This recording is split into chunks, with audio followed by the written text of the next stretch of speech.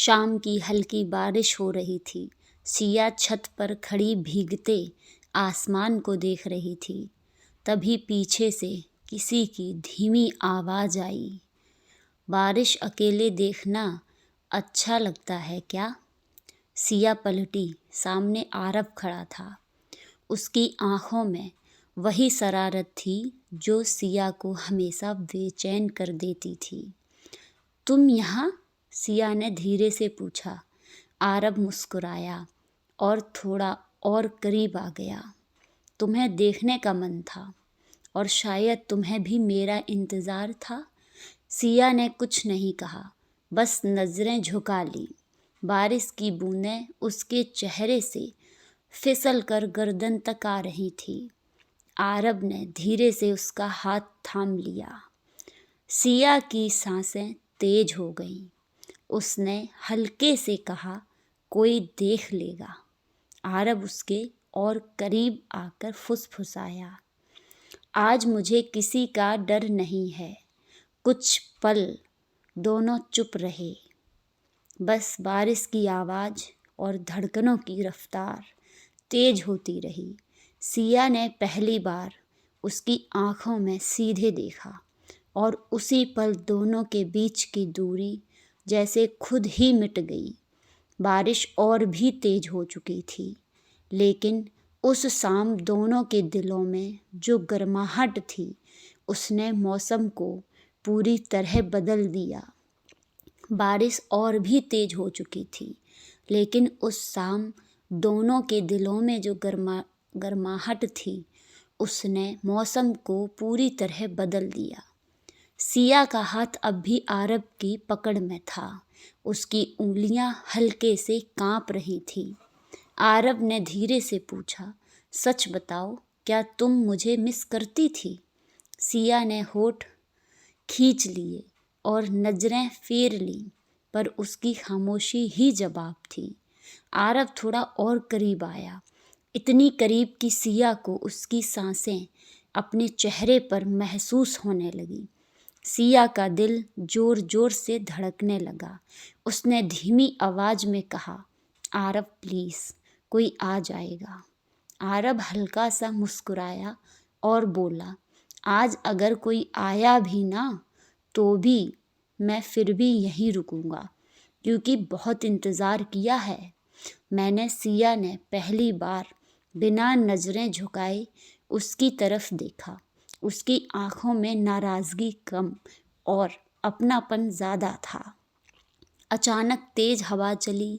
सिया लड़खड़ा गई और सीधे आरव की बाहों में आ गिरी। दोनों कुछ पल वैसे ही खड़े रहे जैसे वक्त रुक गया हो। सिया की धड़कनें आरव के सीने से टकरा रही थी और आरव की पकड़ अनजाने में और मजबूत हो गई। सिया ने धीरे से फुसफुसाया, तुम बिल्कुल नहीं बदली। आरव ने मुस्कुराकर जवाब दिया, बदला हूँ। पहले सिर्फ तुम्हें पसंद करता था, अब तुम्हारे बिना रहना मुश्किल लगता है। ये सुनते ही सिया की पलकों ने खुद को झुका लिया और उसके होठों पर हल्की सी मुस्कान आ गई। उस बारिश भरी शाम में दोनों के बीच की दूरी सच में ख़त्म होने लगी थी। उस बारिश भरी शाम में दोनों के बीच की दूरी ख़त्म हो चुकी थी। सिया अभी भी आरव की बाहों में ही थी, लेकिन अब उसकी झिझक धीरे धीरे पिघल रही थी।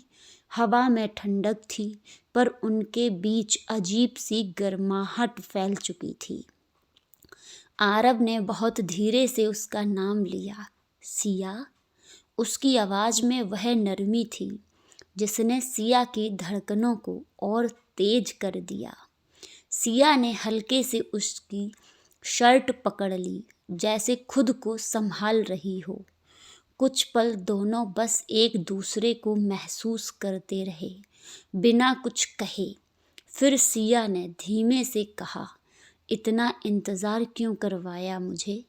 आरव ने गहरी सांस ली और बोला, क्योंकि मुझे यकीन चाहिए था कि जो मैं महसूस करता हूँ वही तुम भी महसूस करती हो। सिया ने पहली बार बिना झिझक उसकी तरफ देखा। उसकी आंखों में अब डर नहीं था, सिर्फ अपनापन था। उसने बहुत धीरे से कहा, पागल समझते क्यों नहीं थे।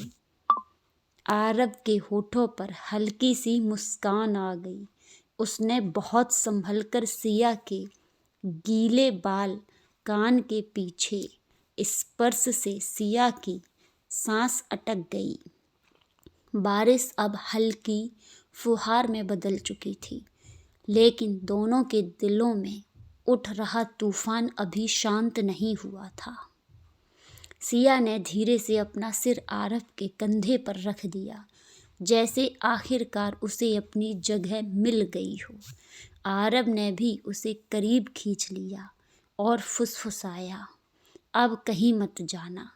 सिया ने आंखें बंद करके बहुत धीमे से कहा, अगर तुम साथ रहो तो कहीं नहीं जाऊंगी।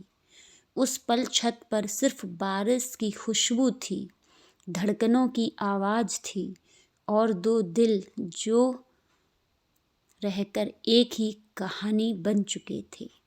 ऐसी ही कहानी के लिए हमारे चैनल को सब्सक्राइब करें।